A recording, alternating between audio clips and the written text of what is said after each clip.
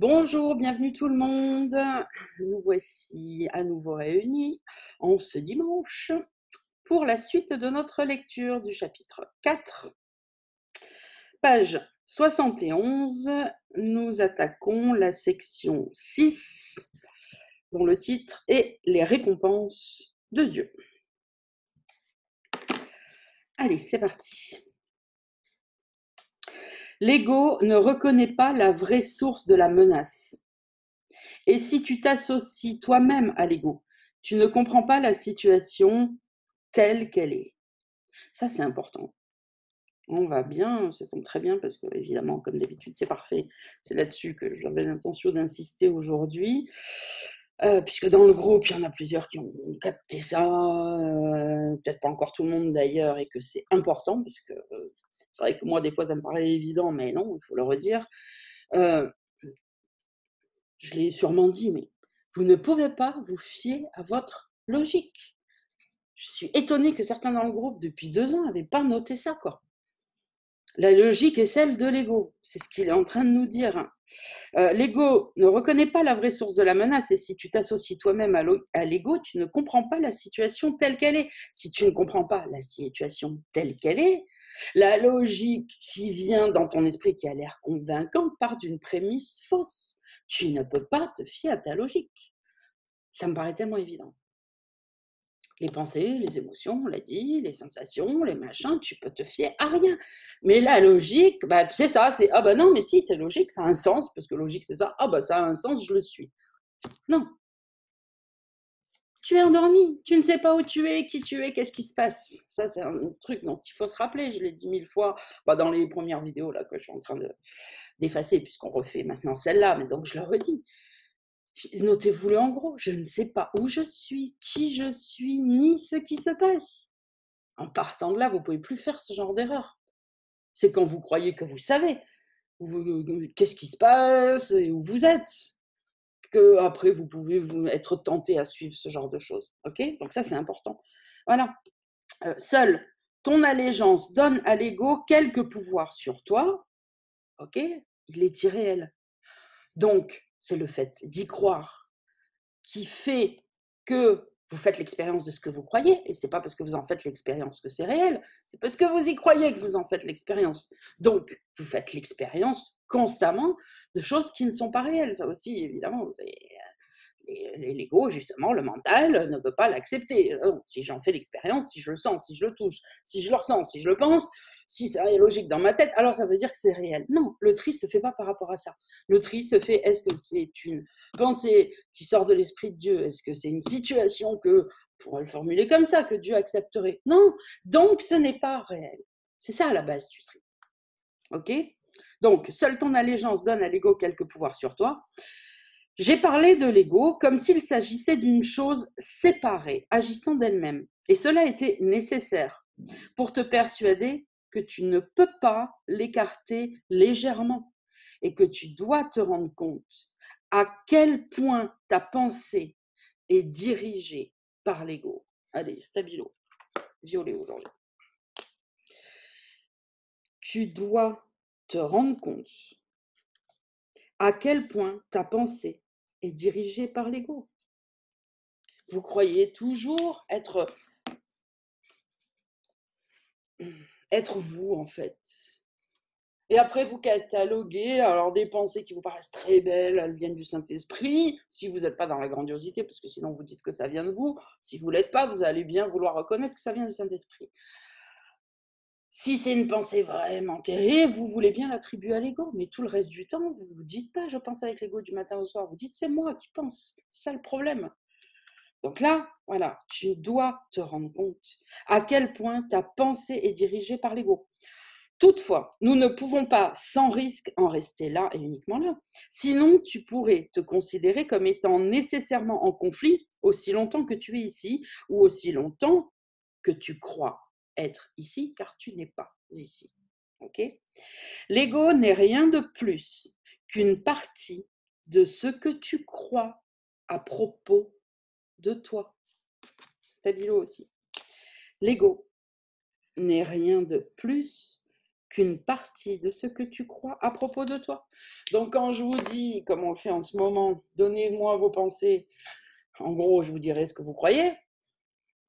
Donc arrêtez d'essayer de chercher de vous-même ce que vous croyez, entre parenthèses. Hein.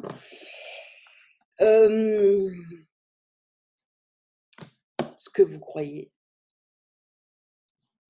et qui vous dirige. Oh, je ne veux pas y arriver. Oh, je ne suis pas capable. Oh, je suis nulle. Ou oh, je suis génial, extraordinaire, j'ai besoin de personne, peu importe dans quel sens. L'ego n'est rien de plus qu'une partie de ce que tu crois à propos de toi. Tu crois ça à propos de toi, c'est l'ego qui le croit. Quand tu crois ça, tu es l'ego. Et tu fais donc l'expérience d'expériences catastrophiques, je vais y arriver, qui ne peuvent que sortir d'une pensée erronée. Il ne peut pas en sortir quelque chose de bon. Il ne peut pas en sortir un bon résultat. Il ne peut pas en sortir une belle expérience. L'ego n'est rien de plus qu'une partie de ce que tu crois à propos de toi. Donc tous les concepts qu'on a de nous-mêmes, je suis comme ci, je suis comme ça, j'ai telle qualité, j'ai tel défaut, j'ai machin, j'ai truc, que ça soit positif ou négatif, c'est l'ego.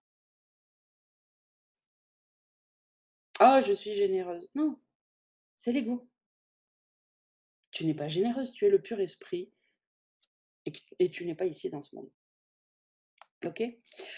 Et d'ailleurs, il nous le dit.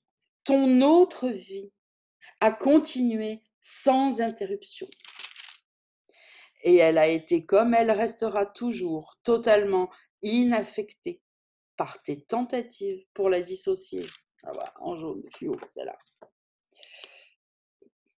Ton autre vie a continué sans interruption.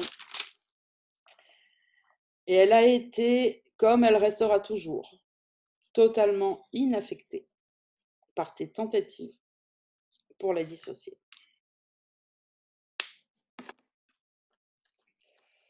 Allez, on continue. En apprenant à échapper des illusions, car c'est bien de ça dont il est question.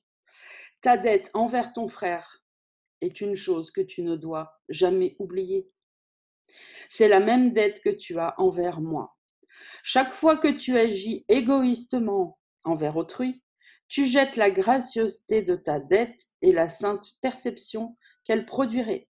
Le terme saint peut s'employer ici parce qu'en apprenant combien tu es redevable à la filialité tout entière dans laquelle je suis inclus, hein, c'est Jésus qui parle, tu viens aussi près de la connaissance que la perception le permet. Le fossé est alors si mince que la connaissance peut facilement le franchir et l'oblitérer à jamais. Et oui, il ne faut pas oublier ça. Mes pensées n'affectent pas que moi. Ce que je le fais à mon frère, puisque mon frère, c'est moi. Mais restons là-dessus, puisque c'est comme ça que Jésus nous le formule. Tu as une dette envers les autres. Quand tu regardes quelqu'un en disant « Ah, il est méchant », d'abord, tu ne penses pas comme Dieu voudrait que tu penses, ce qu'on a lu dimanche dernier. Tu penses faux, parce que tu crois savoir où tu es, qui tu es, ce qui se passe. Ok. Tu oublies de te souvenir que ton frère n'a rien fait et tu l'entraînes dans tes illusions avec toi.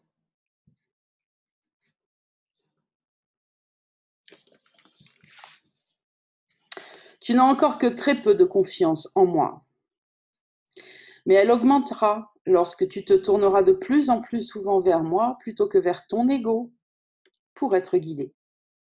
Les résultats te convaincront de plus en plus que ce choix est le seul choix sain que tu puisses faire. Nul n'a besoin d'être davantage convaincu qui apprend par l'expérience qu'un choix apporte la paix et la joie, tandis qu'un autre apporte le chaos et le désastre. Donc, comme je le dis souvent, c'est le gâteau qui sort du four qui nous indique si on a bien fait la préparation. C'est pareil. C'est l'expérience que vous vivez qui vous indique si vous avez pensé correctement avec le Saint-Esprit ou avec l'ego.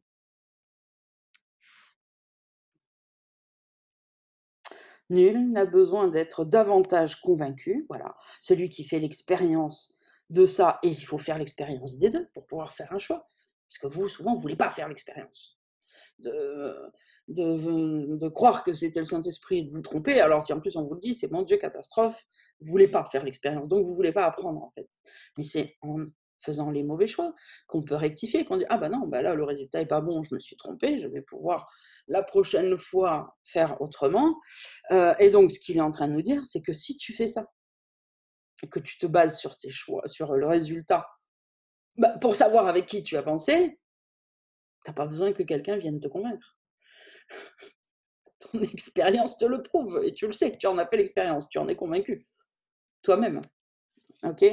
Nul n'a besoin d'être donc davantage convaincu, qui apprend par l'expérience qu'un choix apporte la paix et la joie, tandis qu'un autre choix apporte le chaos et le désastre. Apprendre par les récompenses est plus efficace qu'apprendre par la douleur, parce que la douleur est une illusion de l'ego et ne peut jamais induire plus qu'un effet temporaire. Les récompenses de Dieu, par contre, sont reconnues immédiatement pour éternelles. Puisque c'est toi et non l'ego qui les reconnaît, la reconnaissance même établit que toi et ton ego ne pouvaient pas être identiques. Tu crois peut-être avoir déjà accepté cette différence, mais tu es encore loin d'en être convaincu. Le fait que tu crois devoir échapper de l'ego le montre bien. Mais tu ne peux pas échapper de l'ego en l'humiliant, ni en le contrôlant, ni en le punissant. Là aussi, il faudra un petit coup de stabilo. Hein, le contrôle, la bataille. Allez, je relis cette phrase. Le fait que tu crois devoir échapper de l'ego, et à chaque fois que vous pensez être coupable d'avoir suivi l'ego et que vous voudriez qu'il ne soit pas là, c'est ce que vous faites, vous voulez en échapper. Ok ? Le fait que tu crois devoir échapper de l'ego le montre bien. Mais tu ne peux pas échapper de l'ego en l'humiliant, ni en le contrôlant, ni en le punissant. L'ego et le pur esprit ne se connaissent pas. Ça me fait penser à la chanson de Charles Trenet, Le soleil a rendez-vous avec la lune. Mais la lune ne le voit pas et le soleil l'attend. Et ils ne se rencontreront jamais. Parce que l'un est là quand l'autre disparaît. Ben, c'est pareil. Donc la lune et le soleil ne se connaissent pas, ne se connaîtront jamais. Et l'ego et le pur esprit ne se connaissent pas. L'esprit séparé, issu de l'ego, ne peut maintenir la séparation qu'en dissociant.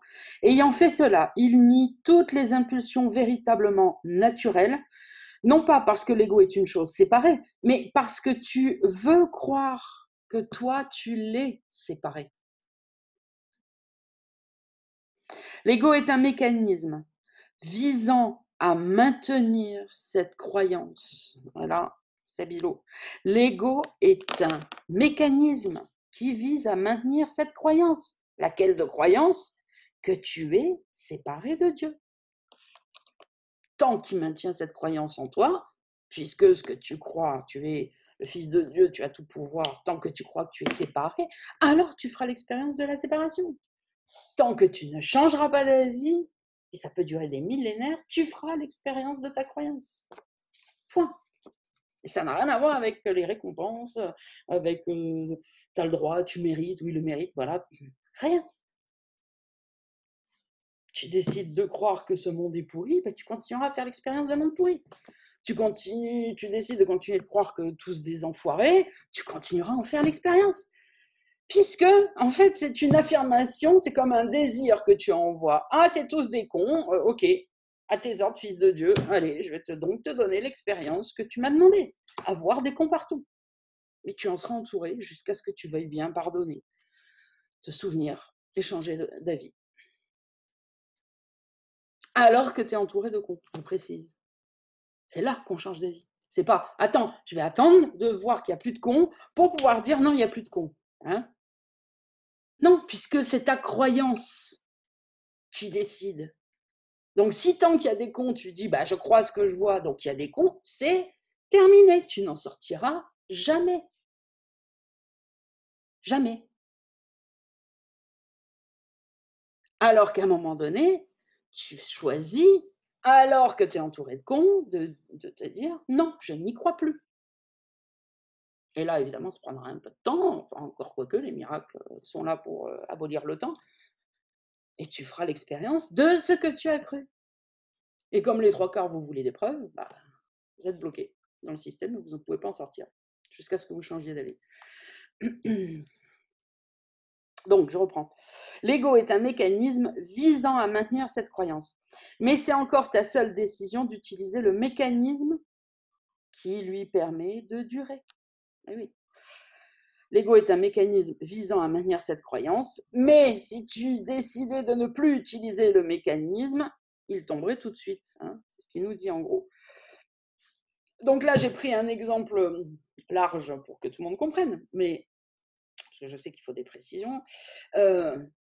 C'est pareil avec une personne bien particulière. Si tu décides que, allez, souvent c'est les parents, un de tes parents ou ton ex-mari, ton ex-femme est une mauvaise personne, tu feras jusqu'à ta mort cette expérience-là. De lui. De toute façon, c'est une illusion. Il n'y a que quand tu décideras de changer d'avis et arrêter d'écouter tout ce que ton mental te dit de cette personne, elle est comme ci, elle est comme ça, elle est machin, hein, tu dis non, je n'écoute plus rien, c'est pas vrai. Dieu m'a dit qu'il y avait un saint derrière, je le vois pas, mais je m'en fous, je me fiche de ma perception, je me fiche de mon ressenti, j'écoute ce que Dieu me dit, ce que Jésus me dit, ce que le Saint-Esprit me dit. Et à chaque fois que je vois que je continue à penser dans les mêmes termes, je stoppe, je pardonne, je stoppe, je pardonne, et je fais ça tant qu'il faut, et là, le miracle se produira. Et un jour, tu découvriras que cette personne a changé. En fait, elle n'a pas changé, puisqu'elle n'est pas là, il n'y a personne. Mais tu as changé ta vision intérieure, donc la projection change. Alors, on continue. Comment peux-tu enseigner à quelqu'un la valeur d'une chose qu'il a délibérément jetée? Il a dû la jeter parce qu'il ne l'estimait pas. Tu peux seulement lui montrer combien il est misérable sans elle, puis l'amener lentement de plus en plus près, afin qu'il apprenne combien sa misère diminue à mesure qu'il s'en rapproche. Donc là, il nous parle d'avoir voulu jeter la connaissance, jeter le pur esprit, jeter la croyance qu'on est un avec Dieu et que rien ne pourra jamais changer ça. Ok? Et là, en fait, il nous dit, comment veux-tu que je t'enseigne la valeur d'une chose que toi, tu as délibérément jetée? Si tu l'as jetée, c'est parce que tu ne l'estimais pas. Donc, si moi, je viens de te dire tu t'es trompé, bah après, c'est à celui qui a raison. C'est un combat d'idées. Et on ne peut convaincre personne. Si tu décides que tu as raison, bah, tu resteras sur j'ai raison. Tu vas écouter l'autre, tu vas lui dire oui, je t'ai écouté, mais il n'y a que toi qui peux changer d'idée. Et en faisant l'expérience, puisque tu te fies sur ton expérience, de toute façon. Jésus pourrait venir te dire mais non, regarde, c'est pas un enfoiré, machin. Ah, mais je suis désolée, moi c'est mon expérience, hein, donc tu peux me dire ce que tu veux, je te crois pas. C'est tout. C'est ce qu'il est en train de nous expliquer. Hein. Et donc, tu as dû le jeter parce que tu ne l'estimais pas. Donc, je peux seulement te montrer, hein, si je continue en changeant un peu la façon de s'exprimer, combien tu es misérable sans elle. Et puis, je peux t'amener lentement de plus en plus près, afin que ta misère diminue. À chaque fois que tu te rapproches du Saint-Esprit et que tu veux bien écouter ses pensées et t'en servir, surtout pas que les écouter, etc. Ok? Bon, allez, je le relis comme il faut. Comment peux-tu enseigner à quelqu'un la valeur d'une chose qu'il a délibérément jetée? Il a dû la jeter parce qu'il ne l'estimait pas. Tu peux seulement lui montrer combien il est misérable sans cette chose qu'il a jetée, puis l'amener lentement de plus en plus près afin qu'il apprenne combien sa misère diminue à mesure qu'il s'en approche. Cela lui enseigne à associer sa misère avec son absence de cette chose et l'opposé de la misère, donc avec la présence de cette chose. Petit à petit, elle devient désirable, tandis qu'il change d'esprit, d'idée, sur sa valeur. Je t'enseigne donc à associer la misère avec l'ego et la joie avec le pur esprit. Tu t'es enseigné l'opposé. Mais tu es encore libre de choisir. Mais peux-tu vraiment vouloir les récompenses de l'ego en présence des récompenses de Dieu? Ma confiance en toi est plus grande que la tienne en moi pour le moment, mais il n'en sera pas toujours ainsi. Ta mission est très simple. Il t'est demandé de vivre de façon à démontrer que tu n'es pas un ego.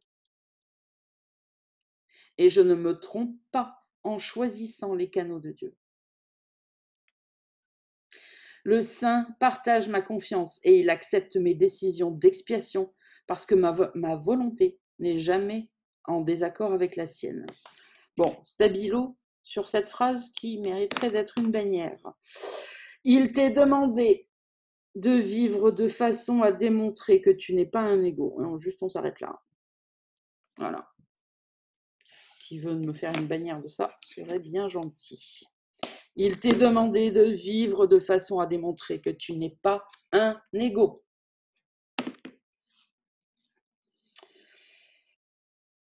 Donc je continue, et je ne me trompe pas en choisissant les canaux de Dieu. Le Saint partage ma confiance et il accepte mes décisions d'expiation parce que ma volonté n'est jamais en désaccord avec la sienne. J'ai dit plutôt que je suis en charge de l'expiation. C'est seulement, c'est pas parce que je suis plus grande que toi, que je suis meilleure, que machin, c'est seulement parce que j'y ai complété mon rôle en tant qu'homme et que je peux maintenant le compléter par autrui, par quelqu'un d'autre. Les canaux que j'ai choisis ne peuvent faillir parce que je leur prêterai ma force, tant que la leur est insuffisante. J'irai chez le Saint avec toi, et par ma perception, il pourra jeter un pont sur le petit fossé. Ta gratitude envers ton frère est le seul don que je veux. Je l'apporterai à Dieu pour toi, connaissant que connaître ton frère, c'est connaître Dieu. Si tu as de la gratitude envers ton frère, alors tu as de la gratitude envers Dieu pour ce qu'il a créé. C'est par ta gratitude que tu en viens à connaître ton frère. Et un seul moment de vraie reconnaissance fait que chacun devient ton frère parce que chacun est de ton père. L'amour ne conquiert pas toute chose, mais il rectifie toute chose. Parce que tu es le royaume de Dieu, je peux te reconduire à tes propres créations. Tu ne les reconnais pas maintenant, mais ce qui a été dissocié est toujours là. Quand tu t'approches d'un frère, tu t'approches de moi. Et quand tu t'éloignes de lui, tu m'éloignes de toi. Le salut est une entreprise qui repose sur la collaboration. Bon, celle-là, je l'ai stabiloté depuis des années, allez-y. Le salut est une entreprise qui repose sur la collaboration. Il ne peut pas être entrepris avec succès par ceux qui se désengagent de la filialité et donc qui pensent qu'à leur petit moi, je veux être réveillé moi pour arriver moi, les autres, je m'en fous, ok? Parce qu'ils se désengagent de moi. Donc je relis. Le salut est une entreprise qui repose sur la collaboration. Il ne peut pas être entrepris avec succès par ceux qui se désengagent de la filialité, parce qu'ils se désengagent alors de moi quand ils se désengagent de la filialité. Dieu ne viendra à toi que lorsque tu le donneras à tes frères. Apprends d'abord d'eux et tu seras prêt à entendre Dieu. C'est parce que la fonction de l'amour est une. Allez, on continue. Section suivante, la 7, création et communication.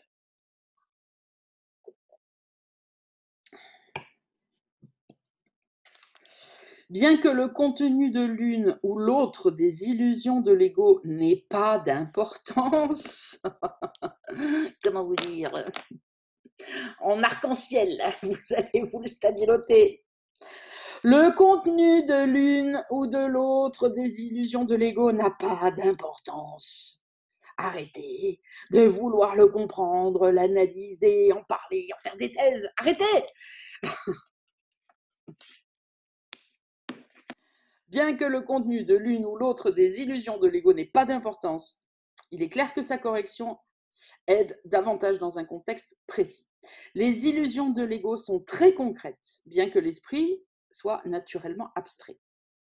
Une partie de l'esprit devient concrète toutefois lorsqu'il se divise. La partie concrète croit en l'ego parce que l'ego dépend du concret. L'ego est la partie de l'esprit qui croit que ton existence est définie par la séparation.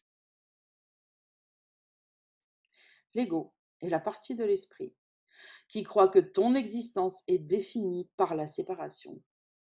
Et voilà pourquoi, bon, ça là aussi, on peut mettre un petit coup de jaune dessus. Et voilà pourquoi, déjà, puisque c'est le thème en ce moment, on parle de la mort, voilà pourquoi on a peur de la mort, parce qu'on se dit on va arrêter d'exister, parce qu'on croit qu'on existe quand on est séparé. Et que quand on est un, on n'existe plus, on fait partie d'un gloubi-boulga informe. C'est ça l'image de tout le monde. Et qu'on dit non, moi, je veux être moi. Et que moi, ne pas être mélangé aux autres, ça va être le bordel. Mais que vous eussiez pensé à ça quand vous voulez faire l'amour avec quelqu'un. Ah là, vous voulez bien te mélanger. Bon, l'ego est la partie de l'esprit qui croit que ton existence est définie par la séparation. Toute chose que l'ego perçoit est un tout séparé, sans les relations qui impliquent l'être. Ainsi, l'ego est contre la communication, sauf dans la mesure où elle est utilisée pour établir plutôt que pour abolir l'état de séparation. Voilà, donc l'ego veut bien que tu communiques si tu continues à parler de l'illusion, à penser à l'illusion, à juger, à critiquer, à faire la commère, à blablabla, à expliquer tout ce qui t'est arrivé de grave, parce que comme ça tu prouves que l'illusion est réelle, etc. Et d'ailleurs, c'est ce que tout le monde fait. Ok ?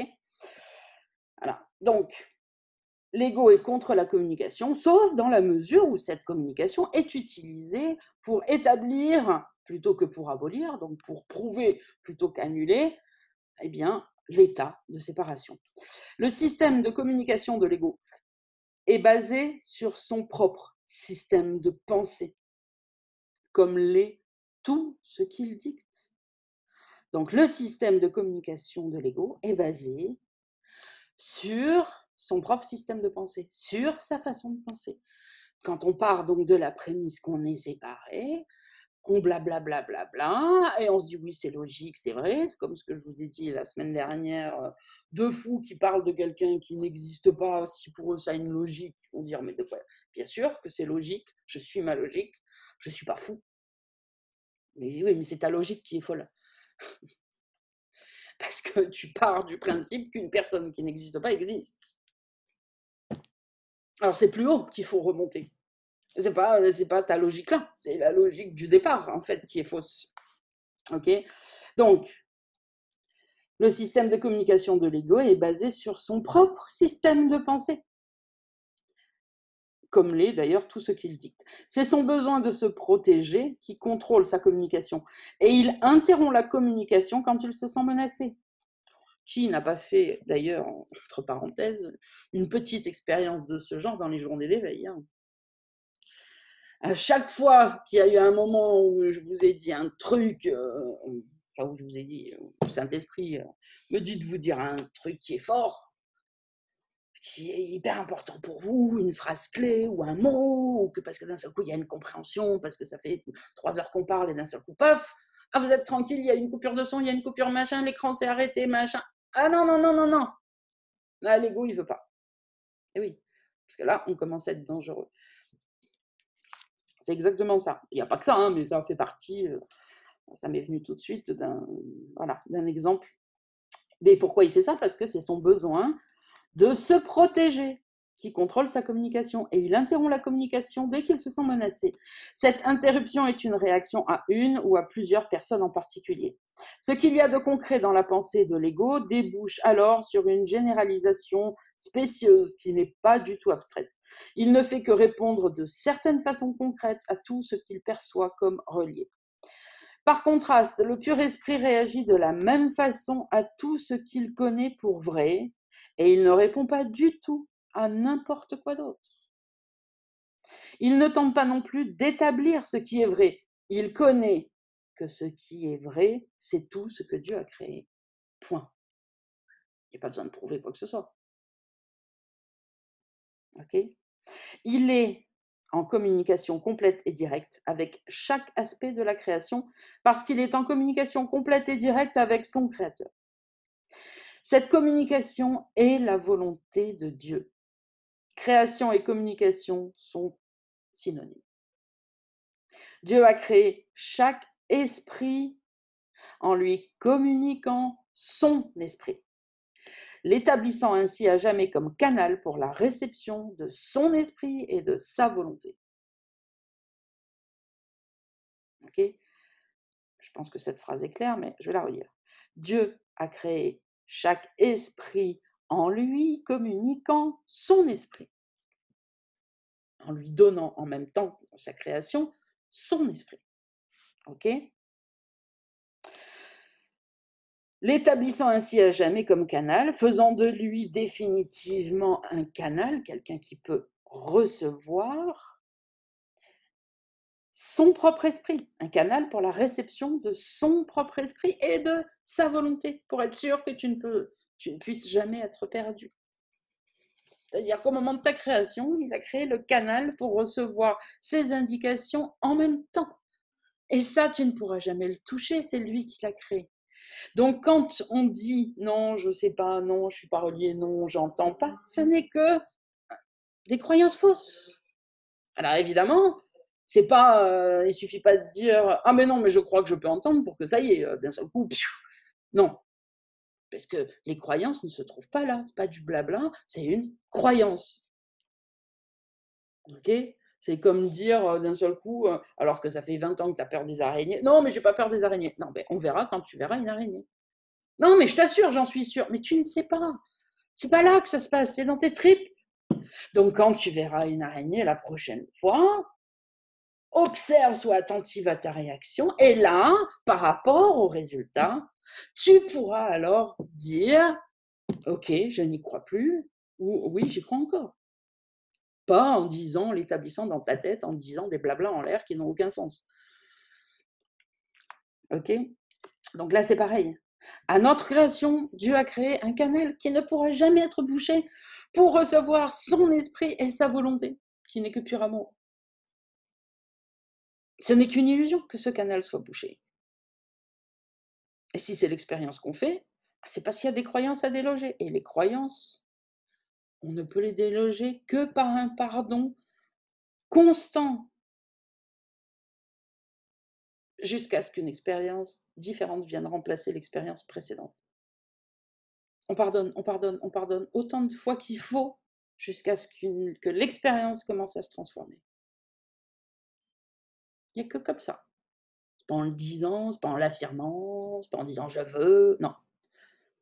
C'est ok. Effectivement, j'arrive pas du tout à recevoir le Saint-Esprit. Ou alors quand je dis que je l'ai reçu, en fait, je m'aperçois que je me suis planté, donc blablabla. Bah donc ça veut dire qu'il y a une croyance qui est là, il faut que je la déloge. Donc j'avais pas réussi à recevoir le Saint-Esprit. Bon bah si je suis triste, je me pardonne déjà tous les sentiments, les émotions, les blabla, et je me pardonne de croire que je suis séparée et que j'ai pas cette capacité. Et je le fais pendant 15 ans s'il faut. Pas façon de parler. 15 ans, ça fait peut-être beaucoup, mais je le fais pendant des mois, pendant des années s'il faut, ça oui. Parce qu'en plus, combien de fois vous allez dire je pardonne tout en disant ouais, bon, non, mais c'est pas vraiment rien. Donc, ça ne sera pas des vrais pardons. Donc, on le refait jusqu'à ce qu'on apprenne le vrai pardon. Je le redis pour tout le monde. Il faut à peu près une décennie pour apprendre le vrai pardon.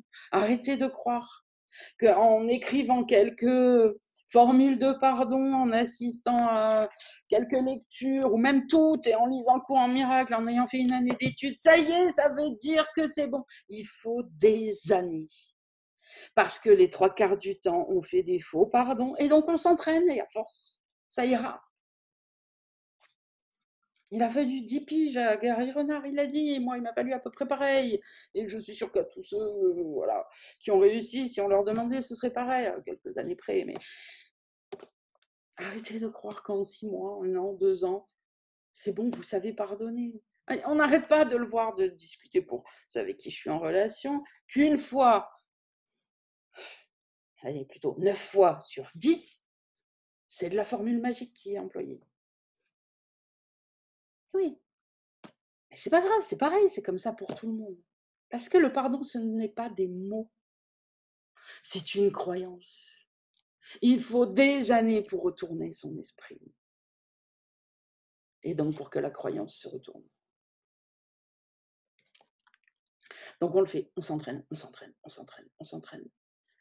Je vous ai dit, c'est comme un pianiste pour devenir virtuose, un pianiste, un violoniste, ce que vous voulez. C'est pas parce que tu as fait 1 an de solfège, que tu as appris la gamme et que tu sais repérer les touches sur le piano, et même que tu sais jouer un concerto de Mozart, que tu es un virtuose. Non, il faut des années. Demandez à n'importe quel virtuose, déjà ils ont commencé à 3-4 ans, tout, c'est pas un 9-10, ok. Et ils ont réussi à 20 piges, minimum, quand c'est pas plus. C'est tout, il faut de l'entraînement. Puisque c'est dans la subtilité qu'on acquiert. Alors c'est sûr que si tu es un peu doué, au bout de 2 ans, tu peux jouer plein de partitions de piano. Il y en a qui sont plus doués, plus de facilité que d'autres, ça c'est comme tout dans le monde. D'accord, c'est pas pour ça que tu es un virtuose, je sais juste jouer du piano. Ben, le pardon, tant que c'est pas parfait, ça marche pas. Okay, donc peut-être que tu as réussi à retenir les formules de pardon, les formules magiques, ça oui, ça ne veut pas dire que c'est un vrai pardon, que tu crois vraiment à ce que tu es en train de dire. Bon, ok, j'espère que ce message est reçu par tous ceux qui avaient besoin de l'entendre. Allez, bois un petit peu.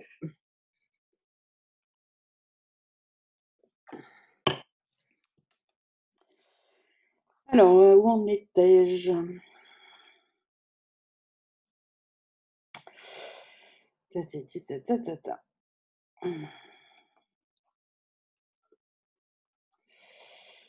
Alors, bon, je reprends le paragraphe 3. Par contraste, le pur esprit réagit de la même façon à tout ce qu'il connaît pour vrai, et il ne répond pas du tout à n'importe quoi d'autre. Il ne tente pas non plus d'établir ce qui est vrai. Il connaît que ce qui est vrai, c'est tout ce que Dieu a créé. Il est en communication complète et directe avec chaque aspect de la création parce qu'il est en communication complète et directe avec son Créateur. Cette communication est la volonté de Dieu. Création et communication sont synonymes. Dieu a créé chaque esprit en lui communiquant son esprit, l'établissant ainsi à jamais comme canal pour la réception de son esprit et de sa volonté. Puisque seuls des êtres d'un même ordre peuvent communiquer véritablement, ces créations à Dieu communiquent naturellement avec lui et comme lui. Par la pensée, par l'amour, même j'ai envie de dire. Cette communication est parfaitement abstraite. Abstraite. Il n'y a pas de mots, il n'y a pas de... Abstraite, ok. Cette communication est parfaitement abstraite puisque sa qualité est universelle dans son application et n'est sujette à aucun jugement, aucune exception ni aucune altération. Dieu t'a créé par cela et pour cela. L'esprit peut distordre sa fonction, mais il ne peut pas se doter lui-même de fonctions qui ne lui ont pas été données. C'est pourquoi l'esprit ne peut pas perdre totalement l'aptitude à communiquer, quoi qu'il puisse refuser de l'utiliser au profit de l'être. L'existence comme l'être repose sur la communication. L'existence toutefois spécifie comment, sur quoi et avec qui la communication est jugée digne d'être entreprise. L'être est complètement dépourvu de ces distinctions. C'est un état dans lequel l'esprit est en communication avec tout ce qui est réel. Dans la mesure où tu permets que cet état soit tronqué, tu limites le sentiment de ta propre réalité, qui ne devient total qu'en reconnaissant toute la réalité dans le contexte glorieux de sa relation réelle avec toi, C'est cela, ta réalité. Alors, je vais déjà mettre ça.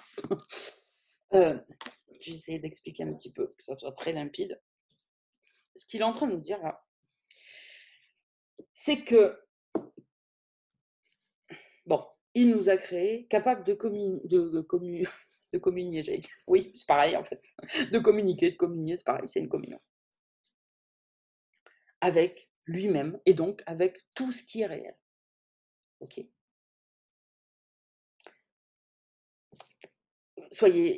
Voyez bien le truc, on est d'accord que pour communiquer avec quelqu'un, il faut avoir conscience de son existence. Je ne vais pas chercher, même ici, si on prend une expérience dans le monde pour comprendre, le numéro de téléphone d'un Chinois dont je ne connais pas l'existence. Okay, on ne peut chercher que ce qu'on connaît. D'accord? Et on ne peut avoir envie de communiquer qu'avec quelqu'un dont on a connaissance. Ce qu'il est en train de nous dire, c'est que quand on écoute l'ego, qui nous dit qu'on a un esprit privé enfermé là et qu'on ne peut communiquer mentalement, abstraitement avec rien ni personne, eh bien, ça induit notre croyance, notre connaissance de ce qui est vivant. Nous, point. Alors que quand on ouvre le canal, tous ceux avec quoi on peut communiquer devient nous, et notre sentiment d'être prend de l'expansion, jusqu'à en tout englober et dire, et ressentir plutôt que dire, je suis tout. Ok? Au lieu de dire, je suis ça, et rien d'autre. Et du coup, tout le reste n'est pas moi.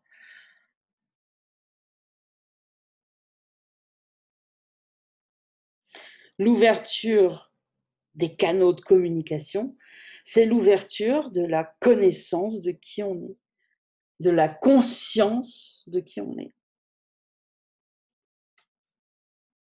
Puisqu'en plus, quand c'est une communication, enfin la vraie, de toute façon, la seule, abstraite, il n'y a pas de forme. C'est abstrait, il n'y a pas de forme. Donc c'est un échange d'être, en fait.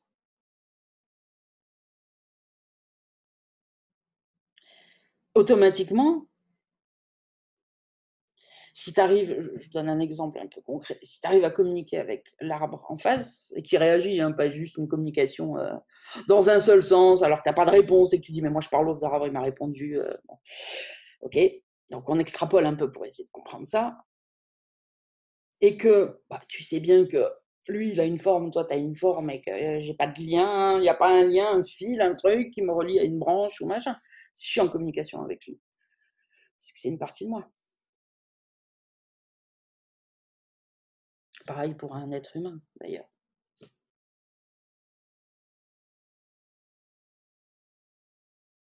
Ça prouve bien qu'il y a autre chose que juste la perception. Parce que s'il n'y avait vraiment pas de canal, il n'y aurait pas moyen de communiquer. Si les choses étaient vraiment séparées, il n'y aurait pas moyen de communiquer. D'ailleurs, c'est pareil, ça nous ramène un peu à la physique quantique, hein, puisqu'on en parle en ce moment. Alors, je ne sais plus si c'est les neutrons, les protons, les machins, là, quand ils sont intrigués et qu'on dit qu'on peut en mettre un sur la Lune, un sur la Terre, et quand tu fais un truc à l'un, l'autre, il réagit automatiquement, et qu'ils appellent ça d'ailleurs, les physiciens, le lien fantôme, je crois. Ah oui, fantôme, parce qu'ils ne savent pas ce que c'est, donc il faut bien mettre des mots dessus. C'est parce que rien n'est séparé. Et que chacun a conscience de l'autre, en fait, et que tu bouges un truc dans l'esprit d'un, ça bouge un truc dans l'esprit de l'autre, point. Puisqu'il n'y a pas d'autre, en fait. C'est toi. Donc, regardez, je relis. L'être est complètement dépourvu de cette distinction. C'est un état dans lequel l'esprit est en communication avec tout ce qui est réel. Dans la mesure où tu permets que cet état soit tronqué, et que tu permets, grâce à la croyance contraire, de ne plus être donc en communication avec tout ce qui est réel, tu limites le sentiment de ta propre réalité, de ta propre existence, qui ne devient totale qu'en reconnaissant toute la réalité dans le contexte glorieux de sa relation réelle avec toi. C'est cela ta réalité. Ne la profane pas et ne recule pas devant elle. C'est ta vraie demeure, ton vrai temple et ton vrai soi. Quand tu communiques avec le Saint-Esprit, pas une fois, hein, comme ça de temps en temps, ou une fois ponctuellement parce que ça marche, pendant des années, des années, des années, et tout le temps, parce qu'à la fin, il n'y a plus que ça. Il fait partie de toi, tu es lui, il est toi. Ça se fond. Parce que de toute façon, le Saint-Esprit, c'est moi, c'est vous, c'est nous.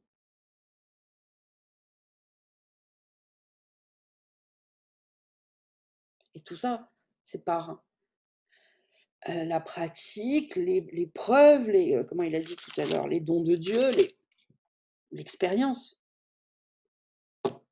Quand tu penses à un problème quelconque là, dans ton intendance, dans ton quotidien,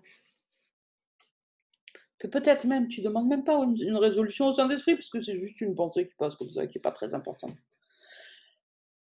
Et que 2 secondes après, à la télé par exemple, ça te répond, et que c'est pas une fois de temps en temps dire oh c'est un coup de bol, parce qu'au début c'est ça pour tout le monde. Tu sais, putain, il a accès à mes propres pensées, même celles auxquelles je n'ai même pas moi-même prêté d'importance, il le sait mieux que moi. Au bout d'un moment, et quand je dis au bout d'un moment, c'est au bout de plusieurs années d'expérience, où tu as arrêté d'avoir le doute, où tu sais que ça va se produire, c'est plus intime que n'importe quelle intimité que tu pourrais avoir avec quiconque sur cette planète. C'est dans ton esprit. C'est plus près que ton souffle. C'est ça, à force, qui te fait changer d'identité, où tu sais d'abord que tu n'es pas seul, où tu ressens plus jamais la solitude, où tu ressens plus jamais d'ennui, tu reçois non-stop des informations. Moi, des fois, je dors pas beaucoup la nuit, alors des fois, je me rattrape le matin, mais pas toujours, parce que j'ai pas le temps. Je reçois plein d'informations, j'ai plein de trucs intéressants à faire, à penser, à regarder, j'ai pas le temps.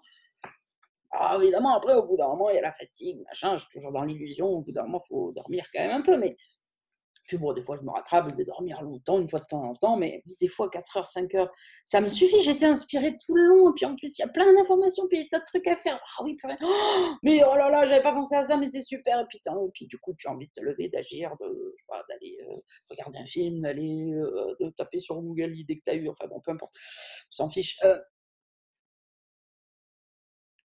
quel moment tu t'ennuies? À quel moment tu te sens seul? À quel moment tu te sens pas en sécurité? Jamais. C'est impossible. J'ai même pas assez de temps pour recevoir les idées, pour agir, parce que là, il faut du temps. Après, il faut se lever, il faut machin, il faut truc, il faut s'ouvrir les yeux, il faut allumer l'ordinateur. Ça prend plus de temps que la communication. Tout ça prend du temps, énormément de temps, trop de temps.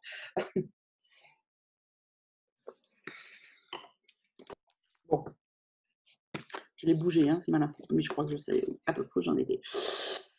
Voilà, c'est ta réalité, ne la profane pas et ne recule pas dans elle. C'est ta vraie demeure, ton vrai temple et ton vrai soi. Dieu qui englobe tout être a créé des êtres qui ont tout individuellement, mais qui veulent le partager pour augmenter leur joie. Rien de réel ne peut être augmenté sauf en partageant. Elle est belle celle-là. Rien de réel ne peut être augmenté sauf en le partageant. C'est pourquoi Dieu t'a créé. L'abstraction divine se fait une joie de partager. C'est ce que signifie la création. Comment, quoi et à qui, cela est sans rapport. Parce que la création réelle donne tout, puisqu'elle peut créer uniquement à l'image d'elle-même. Souviens-toi que dans le royaume, il n'y a aucune différence entre avoir et être, comme c'est le cas dans l'existence.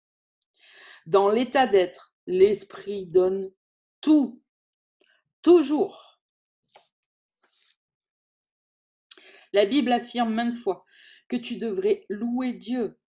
Cela ne signifie guère que tu devrais lui dire combien il est merveilleux. Il n'a pas d'ego avec lequel accepter une telle louange, ni de perception avec laquelle en juger. Mais à moins que tu ne joues ton rôle dans la création, sa joie n'est pas complète parce que la tienne est incomplète. Et cela, il le connaît. Il le connaît en son propre être et son expérience de son Fils. Le flot constant de son amour est bloqué quand ses canaux sont fermés. Et il est seul quand les esprits qu'il a créés ne communiquent pas pleinement avec lui. Dieu a gardé ton royaume pour toi, mais il ne peut partager sa joie avec toi tant que tu ne la connais pas avec ton esprit tout entier. La révélation ne suffit pas parce que c'est une communication qui vient uniquement de Dieu. Dieu n'a pas besoin que la révélation lui soit rendue, ce qui serait nettement impossible, mais il veut qu'elle soit portée aux autres. Cela ne peut se faire avec la révélation proprement dite. Son contenu est inexprimable parce qu'il est intensément personnel à l'esprit qui le reçoit. Il peut toutefois être rendu de cet esprit à d'autres esprits par les attitudes qu'apporte la connaissance venant de la révélation. Dieu est loué chaque fois qu'un esprit apprend à être entièrement capable d'aider. Cela est impossible sans être entièrement incapable de nuire, parce que les deux croyances doivent coexister. Ceux qui aident véritablement sont invulnérables, parce qu'ils ne protègent pas leur ego, et ainsi rien ne peut les blesser. L'aide qu'ils apportent à autrui, c'est la louange qu'ils font à Dieu, et il leur rendra leur louange, parce qu'ils sont comme lui, et ils peuvent se réjouir ensemble. Dieu va vers eux et à travers eux, et il y a dans tout le royaume une grande joie. Chaque esprit qui est changé ajoute à cette joie par son désir individuel de la partager. Ceux qui aident véritablement sont les faiseurs de miracles de Dieu, que je dirigerai jusqu'à ce que nous soyons tous unis dans la joie du royaume. Je te dirigerai partout où tu peux véritablement aider, vers tous ceux qui peuvent être guidés par moi à travers toi.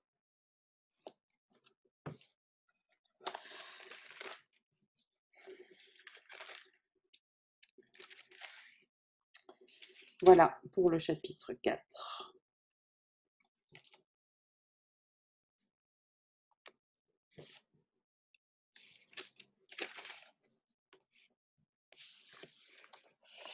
On va démarrer le chapitre 5. On continue.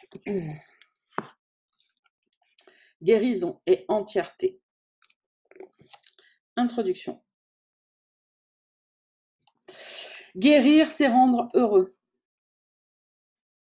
Je t'ai dit de penser au nombre d'occasions que tu as eues de te réjouir et au nombre de celles que tu as refusées. Ce qui revient à dire que tu as refusé de te guérir. La lumière qui t'appartient, c'est la lumière de la joie. Le rayonnement n'est pas associé au chagrin. La joie appelle un désir intégrant de la partager et favorise l'impulsion naturelle de l'esprit à répondre en ne faisant qu'un. Ceux qui essaient de guérir sans être eux-mêmes entièrement joyeux appellent en même temps toutes sortes de réponses, privant ainsi les autres de la joie de répondre de tout cœur. Pour être de tout cœur, tu dois être heureux. Si la peur et l'amour ne peuvent coexister, et s'il est impossible d'être entièrement apeuré et de rester vivant, le seul état entier possible est celui de l'amour. Il n'y a pas de différence entre l'amour et la joie. Par conséquent, le seul état entier possible est l'état entièrement joyeux.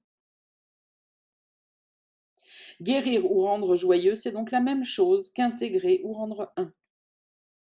C'est pourquoi, peu importe à quelle partie ou par quelle partie de la filialité la guérison est offerte, chaque partie en bénéficie et en bénéficie également.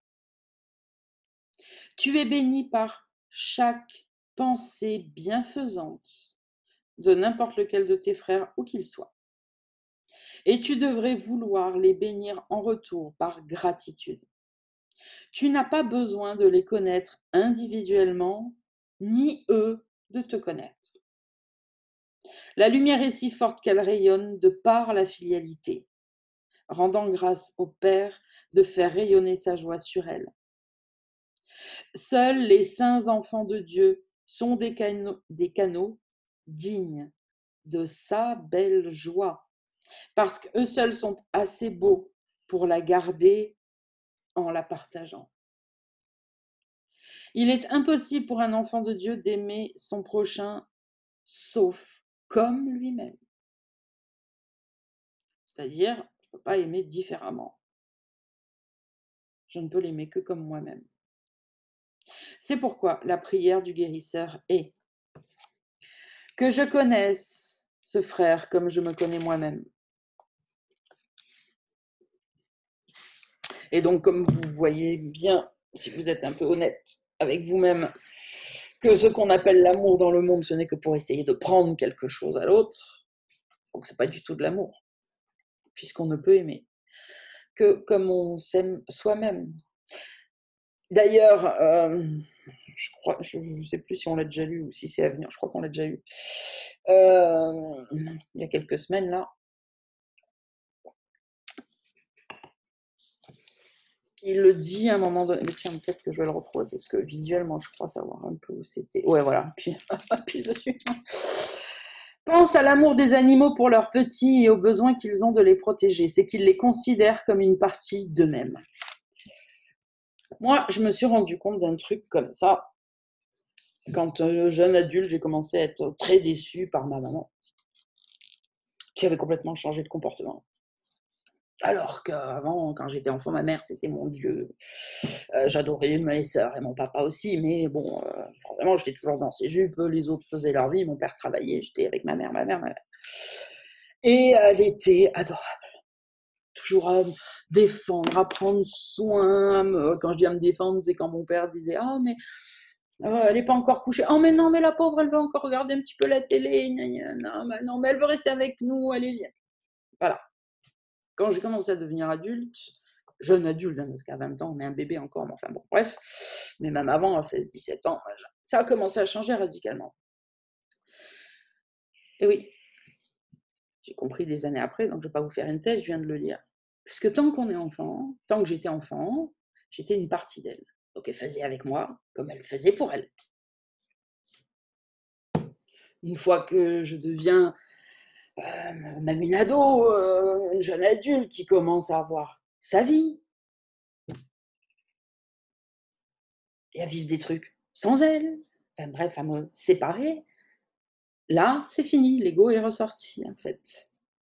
Bon, je prends l'exemple avec ma mère, parce que moi, j'ai pas eu d'enfant, donc je peux pas faire dans l'autre sens. Mais c'est pareil pour tous. D'ailleurs, tous les parents savent ça. Vous changez de comportement quand ils sont petits d'une façon, quand ils commencent à prendre leur indépendance d'une autre, dans tous les sens. Vous-même, avec vos parents, plus ou moins flagrants, c'est ça.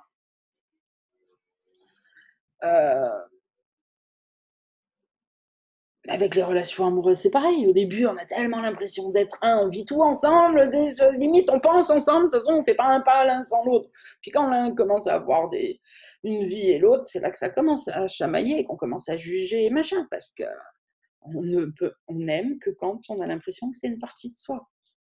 Et là, c'est parfait.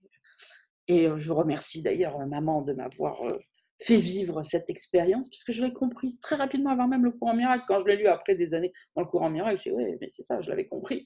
Donc j'ai juste creusé un petit peu plus pour faire mes pardons, tout ça. Mais C'était une évidence, en fait. Quand ça nous appartient, quand c'est à nous, et regardez le comportement chez vous, chez n'importe qui, vous le verrez. Vous le verrez. C'est évident. Et dès que tu commences à voir que l'autre a une vie propre, en fait, un esprit propre, une façon de penser propre, c'est terminé. Là, la vraie fausse personnalité, parce que ce n'est qu'une illusion, sort. Et là, tu ne reconnais plus la personne. Tu dis, mais on me l'a changée. Elle est où? Celle que je connaissais, elle est où?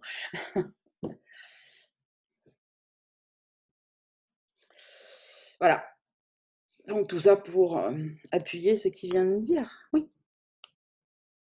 On ne peut aimer l'autre que comme soi-même. Et quand il n'est pas une partie de nous, parce qu'évidemment, quand c'est un petit bébé, un petit chaton, ce que vous voulez, un amoureux depuis 15 jours qui est collé à nous, bah oui, c'est facile. Puisque c'est automatique en fait.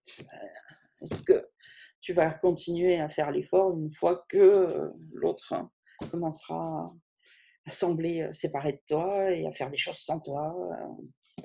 Voilà, c'est de ça dont il est question. Allez, on lit la section 1.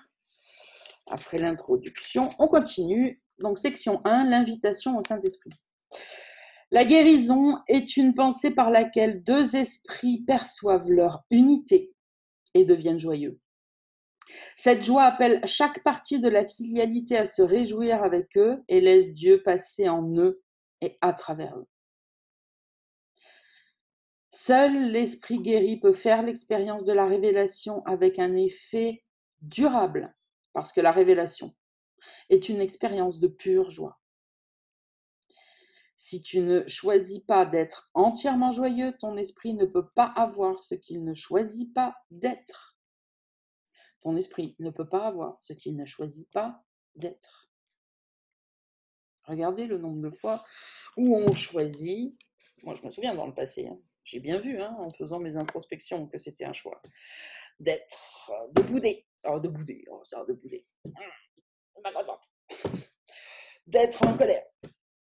De montrer mon désaccord ou ma tristesse pour prouver que ce sont des choix. Tout ça vient de ce qu'on pense. Pas un effet qui nous tombe dessus. Il se passe quelque chose, on en pense quelque chose, on porte des jugements, on dit non, je suis pas d'accord, ou ah, tu m'as fait ça, enfin, etc., etc. C'est tout. Ce sont des décisions, il faut bien en être conscient. Et à tous les niveaux. Même si on vient de perdre quelqu'un qui est mort tragiquement dans un accident, ou d'une autre façon d'ailleurs, peu importe, on s'en fout, qui est mort, voilà. Évidemment, c'est un autre niveau, et évidemment, il faut avoir beaucoup travaillé sur soi pour changer son esprit, ok.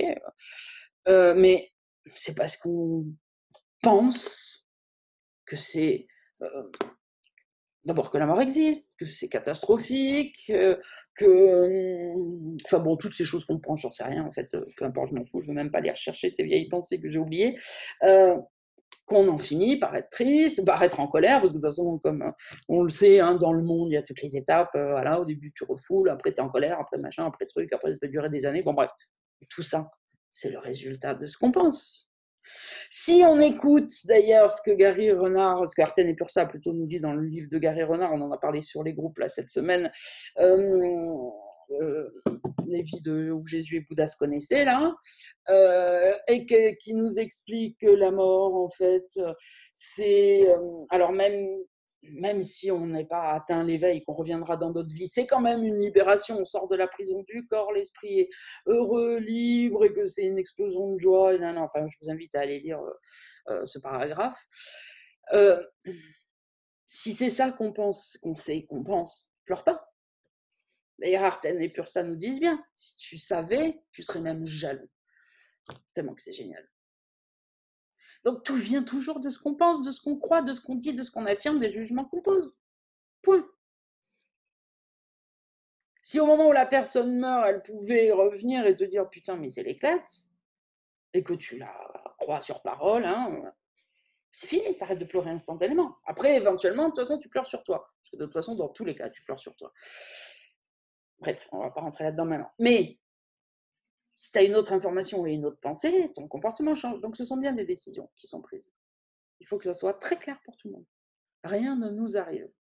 On choisit de penser certaines choses qui ont des effets sur nous, déjà pour commencer, et puis évidemment sur tout. Alors, où en est-elle?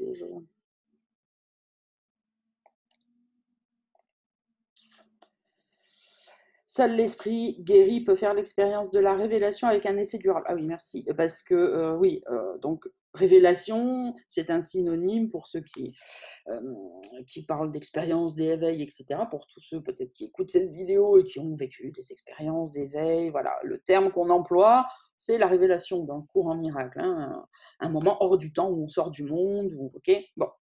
Donc, déjà, ça répond peut-être à certaines personnes qui, une fois qu'elles ont vécu une expérience comme ça, des fois passent leur vie à essayer de la retrouver en se disant c'est pas normal, elle est partie, il y a un problème, il faut que je résolve le problème. Non. Bon, déjà, il nous le dit dans le chapitre 1, mais puisque là, ça revient, on en profite pour le resignaler à tout le monde. Seul l'esprit guéri, comme Jésus, comme enfin, voilà, un être éveillé, si vous voulez y mettre un mot, un concept, quelqu'un qui est voilà, guéri, peut faire l'expérience de la révélation avec un effet durable. Dans le chapitre 1, il nous l'explique bien. Les révélations sont des moments et ça se referme.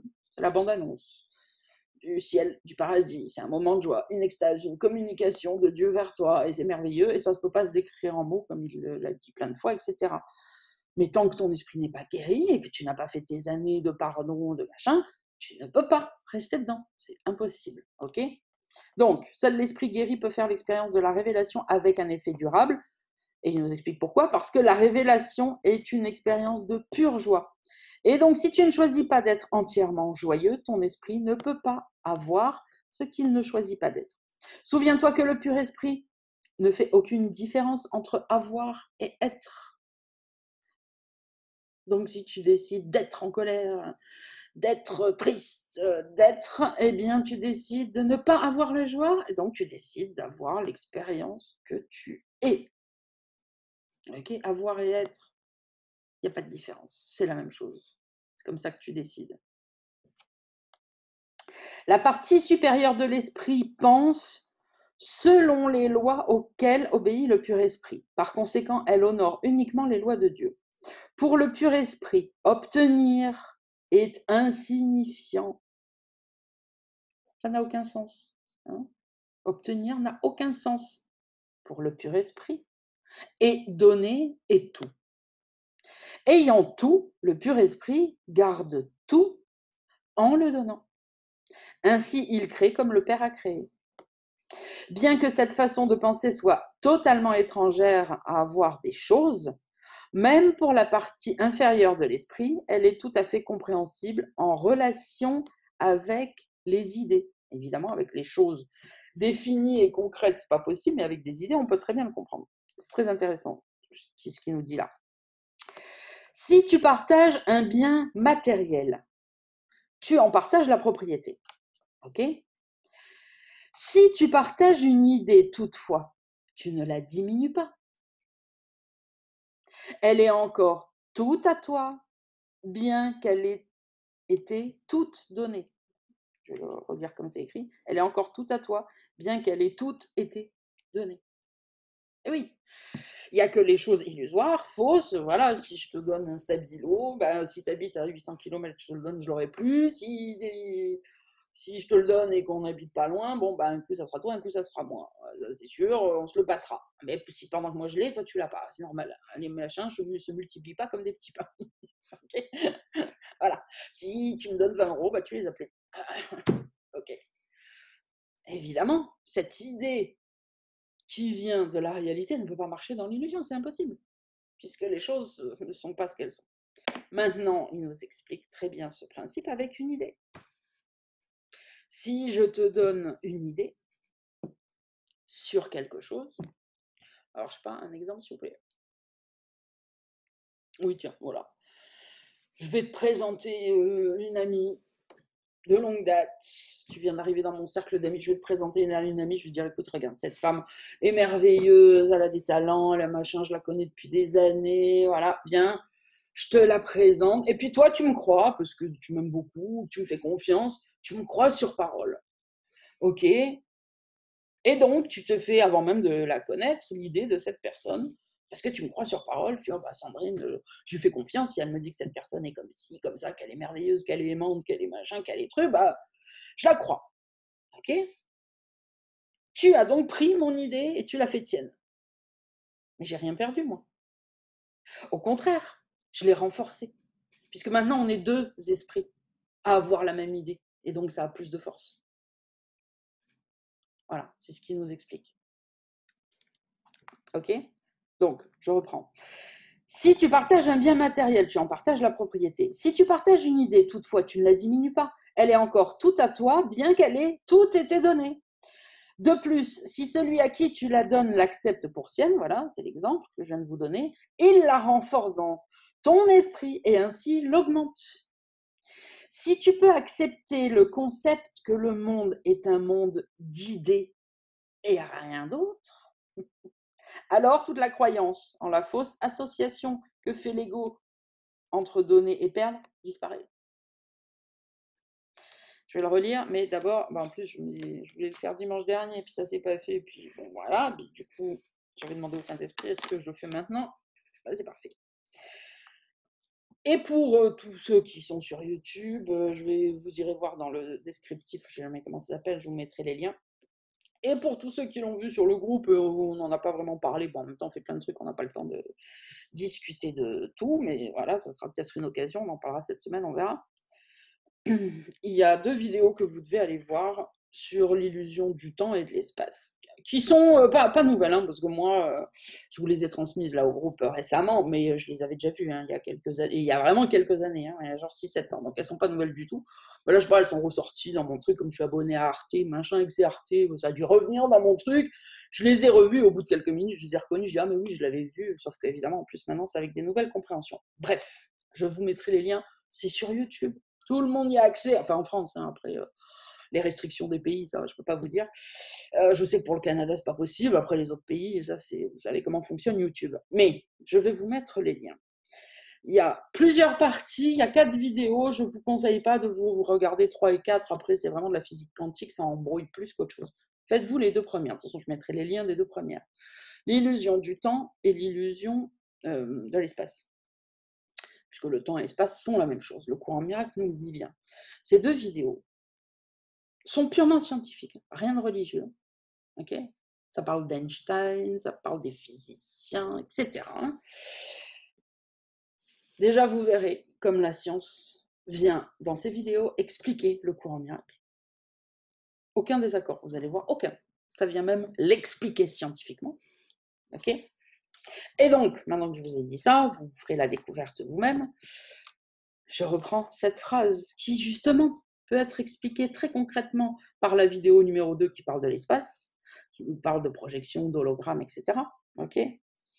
Si tu peux accepter le concept que le monde est un monde d'idées, et qu'en fait, comme je l'ai dit plein de fois, mais maintenant peut-être avec d'autres mots différemment, ça va mieux, ça va être plus concret à votre esprit.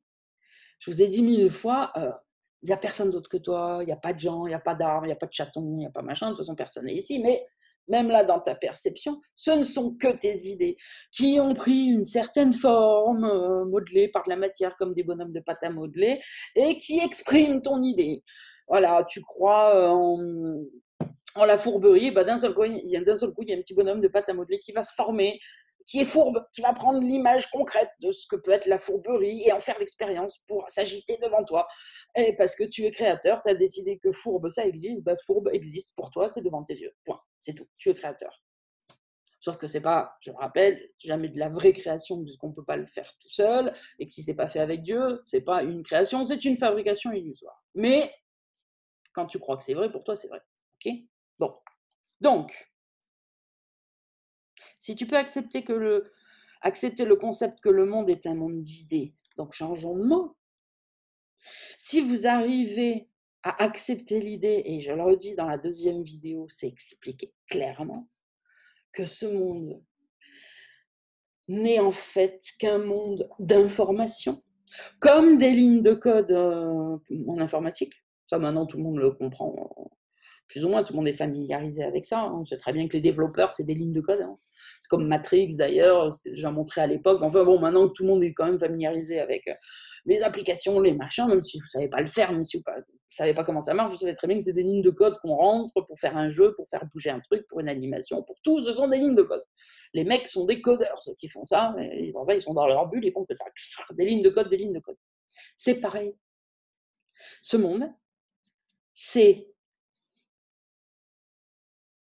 toute l'information erronée qui est contenue dans l'esprit du Christ endormi que vous êtes, hors du monde, hors du Big Bang, avant, en périphérie, je ne sais pas comment vous dire, le Big Bang, c'est déjà le monde de l'illusion, ok, qui envoie de l'information fausse, ça fait un Big Bang, ça crée, il y a de la matière qui arrive, illusoire, il n'y a pas de matière, l'esprit est abstrait.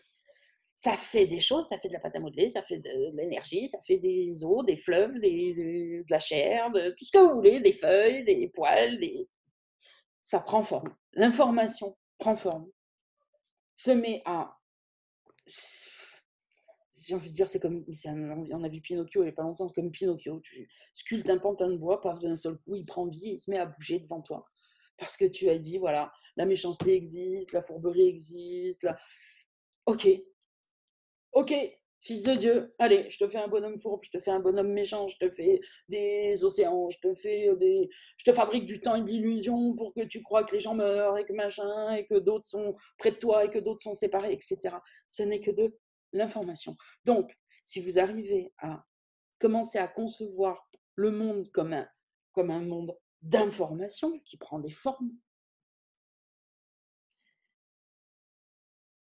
déjà même pour le pardon, ça va vous aider parce que à chaque fois que vous voyez une situation, un personnage, si vous comprenez que c'est quelque chose qui est en action grâce à une ligne de code qui a été écrite, que c'est une information en mouvement, voilà, on peut peut-être le dire simplement comme ça, une information en 3D et en mouvement, il suffit donc de ne pas réagir à cette information en se souvenant que c'est une information fausse, qu'elle est envoyée par l'esprit endormi. C'est pas moi ici qui suis endormi. Moi, je suis déjà la projection. Je suis aussi une ligne d'information fausse. Je l'avais déjà dit précédemment, mais encore une fois, je vais tout redire parce que je crois bien que c'était dans les précédentes vidéos où je lisais le début du texte qui va être effacé, remplacé par ça.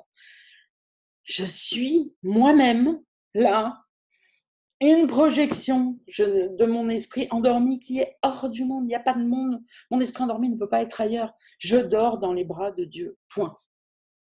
Juste les yeux fermés. Et je réagis à mon cauchemar. C'est tout. Mais je ne suis pas là. Donc, tout ce que je vois, les situations, les maisons, les immeubles, ce que vous voulez, les guerres, voilà, ou les moments heureux, machin. Si j'arrive à commencer à intégrer un petit peu à chaque fois, tous les jours, que c'est en fait le résultat d'une information fausse, alors je peux me souvenir que c'est une information, qu'elle est erronée. Je peux donc me pardonner d'avoir créé cette information en la laissant rentrer dans mon esprit et de l'avoir laissé prendre forme. Je peux facilement dire non, j'y réagis pas, c'est une information fausse. C'est une information. Évidemment, quand on commence à dire c'est une personne et y mettre de l'affectif, ah bah là, ça devient très très galère, c'est sûr. Et ouais, quand c'est un petit chaton mignon ou un enfant qui meurt de faim à l'autre bout du monde, c'est dur, hein. Mais si c'est une information, les informations, ça se traite. C'est pas compliqué. Fais un tri d'informations. C'est ça le pardon. Est-ce que c'est une information réelle? Est-ce que c'est une information qui sort de l'esprit de Dieu? Pas du tout. Merci, au revoir, next. Donc je réagis pas, je pleure pas, je crie pas, je réagis pas. Ou si je vois que j'ai réagi, je me le pardonne, c'est pas grave, les automatismes, on peut pas les contrôler. Bon, bah, ça veut dire que j'y crois encore un peu, bah, je pardonne, hein, un jour ça va s'arrêter. Hein, mais c'est aucun problème de réagir. Parce que ça, c'est pareil, vous avez peur d'exprimer vos émotions, vous avez peur de réagir. Mais si vous n'exprimez jamais aucune émotion, comment voulez-vous les pardonner? Elles sont enfouies. Donc, laissez l'automatisme se faire. Si vous voyez qu'il est fait, vous le pardonnez. Après, vous pouvez vous raisonner un peu. Là, pour le coup, la logique au moins servirait un peu à quelque chose, en disant mais non, mais ça vient pas de Dieu, c'est pas vrai, allez, c'est bon, je me pardonne, je m'écarte de cette pensée, je me détourne de cette information, je n'y pense plus, ce n'est qu'une information fausse, je suis dans un monde faux, je n'habite pas là, je n'y habiterai jamais, d'ailleurs j'y suis même pas, je crois que j'y suis. Donc, je reprends. Si tu peux accepter le concept, puisque de toute façon, on a accepté 1000 concepts, hein, c'est pour ça qu'on est là. Donc, remplaçons les mauvais concepts par un bon. Là, Jésus nous aide, il nous dit, allez, maintenant, est-ce que tu peux accepter le concept que le monde est un monde d'idées, hein, une idée, une information, c'est la même chose. Alors, toute la croyance en la fausse association que fait l'ego entre donner et perdre va disparaître. Puisque si le monde est un monde d'idées et que tu donnes tes idées, tu les perds pas, tu les renforces à chaque fois que tu les donnes. Et si tu donnes 1000 € à quelqu'un, même si toi, tu n'as pas beaucoup de sous, mais que tu le donnes parce que ton idée est clairement définie, que tu ne risques rien, que la perte n'existe pas, que de toute façon, ce que tu donnes, c'est à toi que tu le donnes et que il n'y a aucun problème, le Saint-Esprit, je ne sais pas comment, mais c'est impossible que je manque de quoi que ce soit. Donc je peux te donner si là maintenant tu en as besoin. Si toi tu as l'impression de perdre et que je te vois en train de souffrir, même si j'ai 1005 € sur mon compte, je peux te donner les 1000 €. Parce que je ne sais pas comment. Mais je vous assure que l'abondance, elle sera là. Et que ce dont j'aurai besoin, à un moment donné, arrivera par miracle, par magie, j'allais dire, oui, peu importe les mots qu'on emploie. C'est impossible. Évidemment, si vous le faites en ayant peur parce que vous n'êtes pas sûr, ne le faites pas. Vous allez manquer.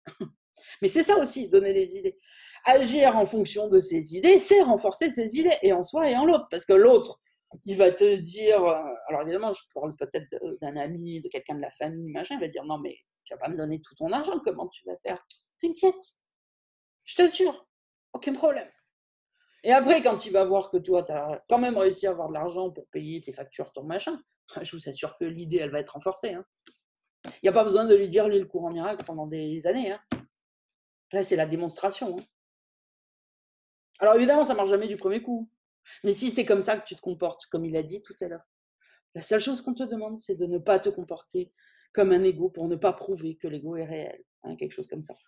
Si tu te comportes comme ça tout le temps pour tout, c'est comme ça que tu enseignes. Parce que l'enseignement, il ne faut pas croire. Hein. Ce que je fais, moi, je ne vous enseigne pas de la vérité. Comment le pourrais-je? Tant que je suis là, c'est que je ne la connais pas complètement. Je ne peux pas vous enseigner l'amour, c'est au-dessus de ce qui peut être enseigné. Je ne suis pas le Saint-Esprit. Moi, je vous partage mon expérience. Pour ceux qui veulent essayer d'arriver comme moi, là où j'en suis maintenant, au rêve heureux, pas beaucoup de problèmes, et même quand il y en a un, je le donne et les miracles se produisent. Je vous dis, bah ok, bah moi j'ai fait ça pendant des années, si vous voulez, je vous donne la marche à suivre, là, enfin voilà, je vous partage mon expérience, même pas la marche à suivre, il y en a plein des marches à suivre, en tout cas, celle-là elle marche, j'en suis la preuve, donc je vous le partage. C'est tout, mais je vous enseigne pas la vérité, ni l'amour, ni, je suis pas Jésus, hein, je suis pas Jésus, hein. Je suis une étudiante comme vous, et je continue en même temps que vous à faire mon travail, sauf que vous êtes en maternelle et que je suis en fac. Et que donc, comme on fait dans le monde, bah, quand tu es en fac, tu vas donner des cours à ton petit frère, à machin, pour qu'il arrive plus facilement à faire ses exercices de maths, à apprendre ce qu'il a à apprendre et à pratiquer. C'est tout. Hein. L'amour ne peut pas s'enseigner, je l'enseignerai sûrement pas. Et si je l'enseigne, c'est bien malgré moi, j'ai envie de dire, avec ce que je viens de vous expliquer, c'est en étant, et c'est avec ceux qui me regardent, qui me voient, qui soit vivent autour de moi ou vivent avec moi sur le groupe, et qui voient la façon de faire. Et c'est ça qui est enseignant, c'est le comportement, en fait. Mais les mots n'enseignent rien, on ne peut pas convaincre quelqu'un. Et toutes ces heures de discussion qu'on a par rapport au pardon, et depuis 2 ans, et que ça continuera sûrement, j'espère, et puis peut-être avec d'autres à un moment donné, ce n'est qu'une transmission d'expérience en disant mais non, c'est pas comme ça qu'il faut faire, moi j'ai déjà fait, je te jure, ça marche pas, fais comme ça, c'est tout. Hein. Mais je suis ni un super être éveillé, ni. Et je suis pas Jésus, hein, comme je dis plein de fois. Hein. Je sais très bien que si je me cogne le pied contre la table, j'aurai mal. C'est donc la preuve qu'il y a encore de la culpabilité dans mon esprit, qu'il y a encore des tas de choses. Mais par contre, la différence, c'est que moi, je ne fais pas semblant de ne pas me mettre en colère, de ne pas être triste si ça vient, de ne pas. Parce que je sais qu'il faut que je le laisse sortir pour le regarder avec le Saint-Esprit et me souvenir qu'il n'y a rien là. Et que c'est comme ça que ça va disparaître. Et vous, vous refusez de vivre vos émotions. Vous voulez cacher votre ego. Quand on veut cacher l'ego, c'est parce qu'on le protège. Parce qu'on veut le protéger. Et tant que vous voudrez le protéger, c'est pas la peine de dire en surface, je veux m'en débarrasser, je veux rentrer en guerre contre lui. Tu fais que le protéger. C'est tout. Les 3 quarts des gens que je rencontre depuis des années ne veulent pas montrer qu'ils se sont trompés, ne veulent pas vivre d'émotions, surtout pas. Surtout si elles sont un peu fortes. Ouh là là, non. Et oui, pourquoi? Parce qu'ils ont peur que les autres les jugent. Pourquoi? Parce qu'eux-mêmes, c'est ce qu'ils font automatiquement. Dès que quelqu'un vit une émotion, ça veut dire que, clac, boum, couperé. Et moi, je ne refuse pas de vivre mes émotions. J'ai appris que c'est le seul moyen de m'en débarrasser. De les laisser remonter, de les regarder avec le Saint-Esprit, de les donner et de me souvenir avec le Saint-Esprit qu'il n'y a rien là. Ok? Alors, paragraphe 2, j'adore cette phrase. Commençons notre processus de réveil par ces simples concepts. Les pensées augmentent en étant données. Plus nombreux ceux qui croient en elles, plus sont nombreux, il manque un mot, non? Attendez, je le lis en entier. Plus nombreux ceux qui croient en elles, plus elles prennent de la force. Oui. Plus nombreux sont ceux qui croient en elles, aux idées donc, plus elles prennent de la force. Oh, il manque un mot. Tout est une idée. Tout est une idée. Comment donc donner et perdre peuvent-ils être associés? Allez, je le relis, sans bafouiller. Les pensées augmentent en étant données. Plus nombreux sont ceux qui y croient en elles, plus elles prennent de la force. Tout est une idée. Comment donc donner et perdre peuvent-ils être associés? Voilà l'invitation au Saint-Esprit. J'ai déjà dit que je pouvais m'élever et faire descendre le Saint-Esprit jusqu'à toi, mais je ne peux pas le faire venir, je ne peux le faire venir que sur ta propre invitation. Le Saint-Esprit est dans ton esprit juste comme il était dans le mien. La Bible dit, ayez en vous le même esprit. Bon, on va s'arrêter, je suis fatiguée. Je bafouille, oui. Ayez en vous le même esprit qui était en Jésus-Christ. La Bible dit, ayez en vous le même esprit qui était en Jésus-Christ. Et elle l'utilise comme une bénédiction. C'est la bénédiction de l'esprit de miracle. Elle te demande de penser comme je pensais et de te joindre à moi dans la pensée du Christ. Le Saint-Esprit est la seule partie de la Sainte Trinité qui ait une fonction symbolique. On l'appelle le guérisseur, le consolateur et le guide. Il est aussi décrit comme quelque chose de séparé, à part du Père et du Fils. J'ai dit moi-même, si je m'en vais, je vous enverrai un autre consolateur, afin qu'il demeure avec vous. Sa fonction symbolique rend le Saint-Esprit difficile à comprendre, parce que le symbolisme prête à différentes interprétations. Comme homme et aussi comme une des créations de Dieu, ma justesse de pensée, qui venait du Saint-Esprit ou de l'inspiration universelle, m'a appris d'abord et avant tout que cette inspiration est pour tous. Je ne pourrais pas l'avoir moi-même sans connaître cela. Connaître est le mot propre dans ce contexte parce que le Saint-Esprit est si proche de la connaissance qu'il l'appelle, ou mieux, qu'il lui permet de venir. J'ai parlé plutôt de la perception supérieure ou vraie qui est si proche de la vérité que Dieu lui-même peut franchir le mince fossé. La connaissance est toujours prête à s'étendre partout, mais elle ne peut pas s'opposer. Par conséquent, tu peux lui faire obstacle, quoique tu ne puisses jamais la perdre, mais tu peux lui faire obstacle. Ouais, je bois un petit coup pour finir.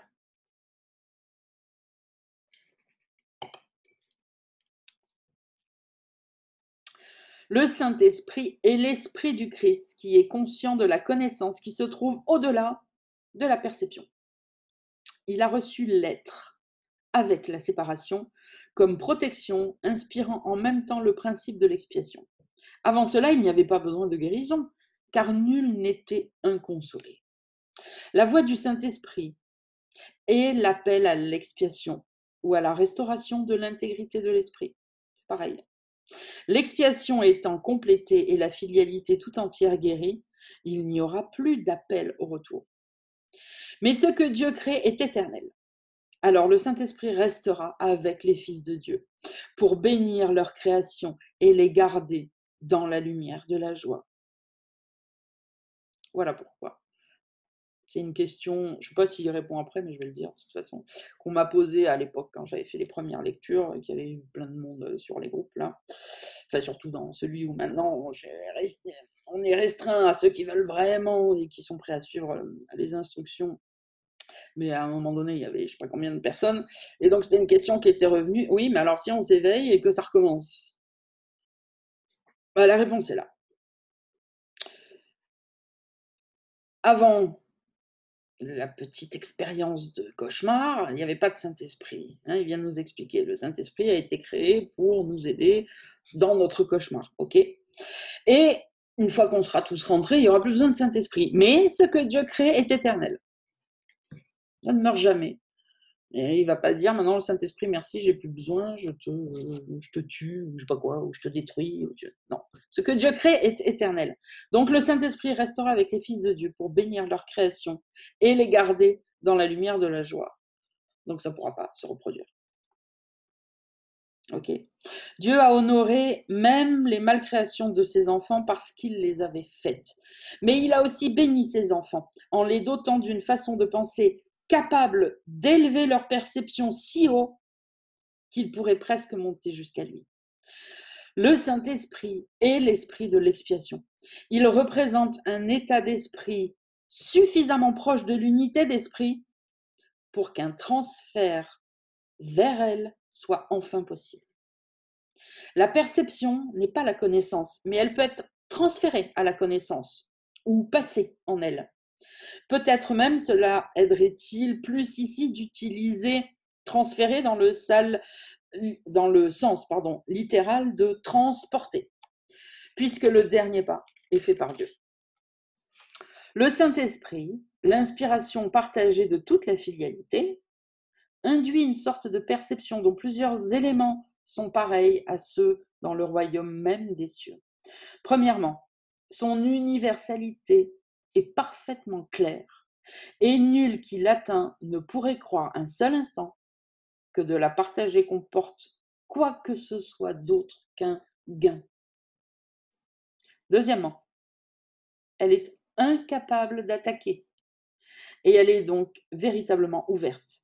Cela signifie que, bien qu'elle n'engendre pas la connaissance, elle ne lui fait pas du tout obstacle. Finalement, elle indique la voie au-delà de la guérison qu'elle apporte, et elle conduit l'esprit au-delà de sa propre intégration vers les sentiers de la création. C'est à ce point que s'opère un changement quantitatif suffisant pour produire un réel changement qualitatif. Allez, on s'arrête là-dessus, évidemment. Quelle heure il est ? Ouais. Nous continuerons. Dimanche prochain, je vous invite vraiment à relire cette dernière section et à bien laisser les choses être intégrées. Et si j'oublie les lumières, rappelez-moi, les pardonneurs, rappelez-moi-le, mais j'ai essayé de m'en souvenir, de partager les liens des 2 petites vidéos, enfin petites, non, elles font 50 minutes chacune, à peu près, dans la description sur YouTube quand je publierai le replay. Voilà pour aujourd'hui, je vous embrasse tous et on continue le chapitre 5 dimanche prochain. Passez une bonne semaine, prenez soin de votre esprit et essayez de commencer à concevoir le monde comme un lieu où il n'y a que des idées qui circulent. Ok ? Ciao, ciao.